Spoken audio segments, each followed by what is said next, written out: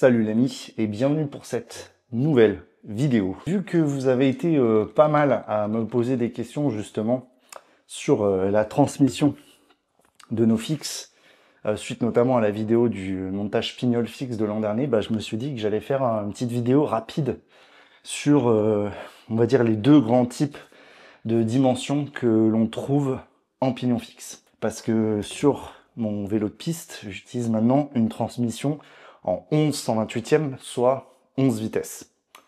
Et forcément, par rapport à l'autre type de transmission qui est représenté par cette chaîne, le 1/8e de pouce, et quels sont les avantages et les inconvénients et pourquoi envisager ça?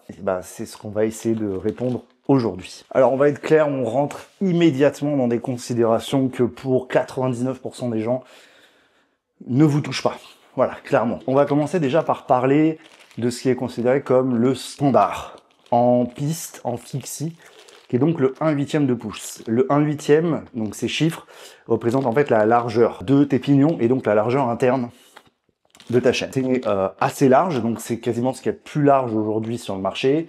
Et c'est un petit peu le truc où on va directement en termes de largeur, tout simplement parce que c'est considéré comme le plus solide. Il y a des chaînes à peu près partout et ça fait super bien le boulot en fixe. On aime bien cette largeur parce qu'on a vraiment cette sensation de vraie solidité dans le temps, surtout quand on fait du tricks ou on fait de la ville, etc. C'est quasiment considéré comme indestructible. Je dis bien quasiment. A contrario, le 11/128e, c'est le standard 11 vitesses. Donc les chaînes récentes, on va dire. Pour te donner un ordre d'idée, ici, si on est sur une chaîne Dura Ace, 11 vitesses. Quel est le gain d'utiliser ça par rapport à ça? Vu que c'est moins large, on va avoir moins de surface frontale, et donc on va être plus aéro. Oui, c'est une considération. Donc moins de surface frontale, plus aéro. Deuxième point positif, vu qu'il y a moins de matière en contact, c'est-à-dire les dents sont plus fines, et à l'intérieur c'est forcément plus fin, on va avoir moins de friction. Donc qui dit moins de friction, moins de doigts de perdu. Et donc plus d'efficience. On est un petit peu sur la diptérosodomie, mais c'est le cas. De plus, forcément, moins large, moins de matière, plus léger. Encore une fois, on est sur du gain marginal, mais quand tu cumules un petit peu tout ça, tu commences à te rendre compte que les gains peuvent ne pas être négligeables. Et de plus, il y a quand même une immense disponibilité des chaînes, et notamment de ce qui est considéré aujourd'hui à l'heure actuelle via différents tests indépendants comme la meilleure chaîne de vélo en termes de rendement, qui est donc la Dura Ace 11 vitesses. Ça reste encore à l'heure actuelle, j'ai pas vu de test plus récent, mais la chaîne la plus efficiente. Ce setup est théoriquement vraiment fait pour la performance. Quand tu as en plus une ligne de chaîne parfaite, il y a vraiment aucun problème de résistance. Parce que c'est vrai qu'on se dit, la chaîne est moins large, donc elle va moins résister, etc.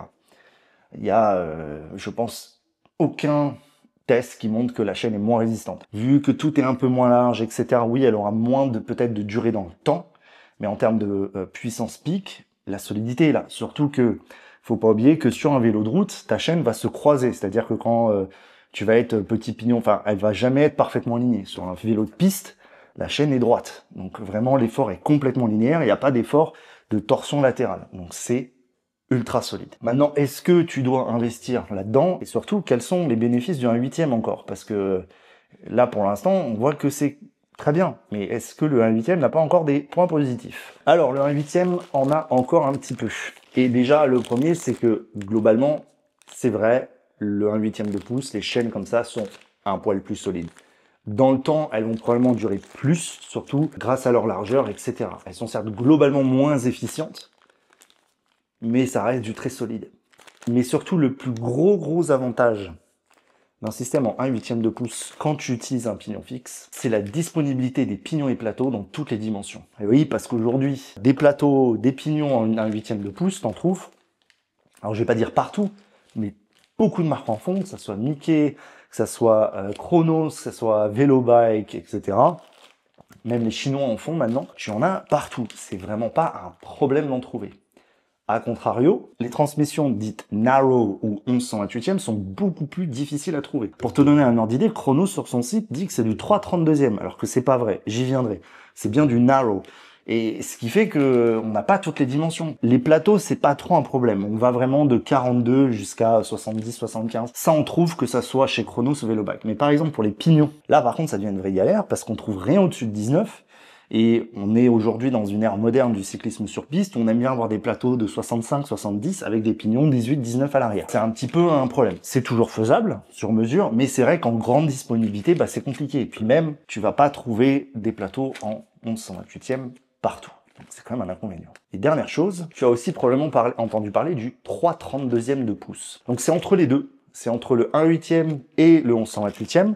Et c'était la norme des chaînes jusque en 9 vitesses, je crois, ou 8 ou 9 vitesses. C'est des chaînes un peu à mi-chemin qui sont beaucoup utilisées sur les single speed et qui est aussi un standard qui se trouve un petit peu en fixe. Alors, on voit assez peu de plateaux ou de pignons 3/32e. Comme je te l'ai dit, les chronos sont indiqués 3/32e, mais en fait, il passe nickel avec des chaînes 11/128e. C'est un standard qui est toujours un petit peu utilisé, comme j'ai dit, sur les single speed. En fixe, on le voit assez peu. Bilan de cette vidéo. Est-ce que tu dois passer en 11/128e? Probablement pas, surtout si tu fais du fixie sur la route. Parce que sur la route, on a quand même besoin d'une variété de ratios beaucoup plus importante, qu'on fasse de la plaine, des montagnes, etc. On aime bien avoir une variété de ratios immense.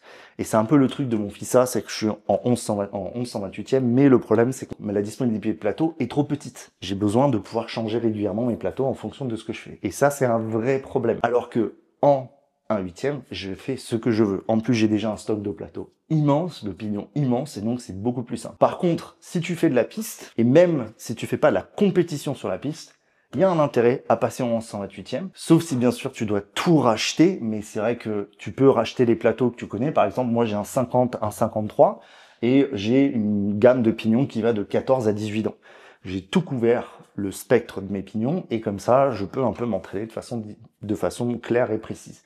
Je vais probablement avoir besoin d'autres plateaux, hein, du 55-60, mais tu peux commencer avec une base et reconstruire ton stock de plateaux.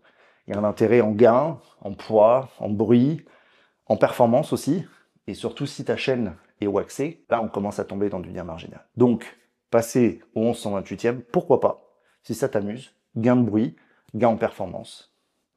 Mais le 1/8e va rester là pendant un moment. J'espère que je t'aurai éclairé dans cette vidéo, et je te dis à la prochaine. Peace.